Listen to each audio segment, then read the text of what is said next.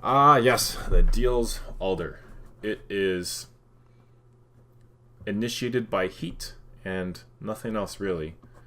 So the magic of pi electrons. Looking at these, you don't think anything's going to happen. Typically, you want some sort of electron withdrawing group on the dienophile. On the dienophile, and this is your diene, di-2-ene alkene. There's two alkenes. Ta-da. Typically, you want an electron withdrawing group, but because we never went too deep into Diels alders, I feel like the stereochemistry and the electron withdrawing groups being attached is not the main focus of this. The main focus is just the reaction itself. Oh my gosh, is the reaction itself. It is a concerted reaction. That means you need to draw all the arrows at once.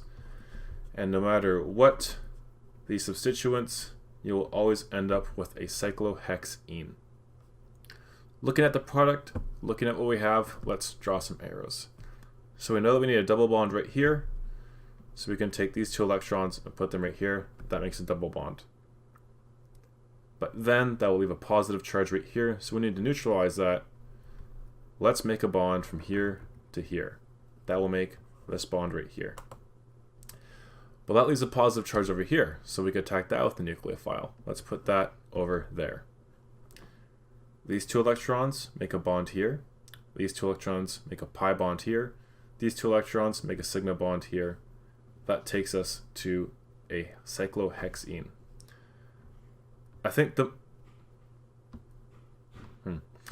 most difficult part about this is when you start to have substituents. For example, if you have a methyl here and here, it's hard to figure out where they're going to be in the product.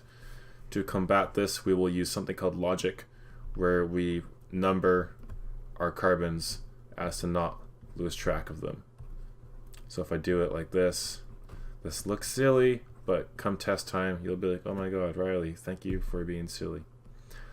At the 2 group, we have a methyl. At the 5 group, we have a methyl. I'm sure it'll get more complicated than that, but that is the base to any Diels alder.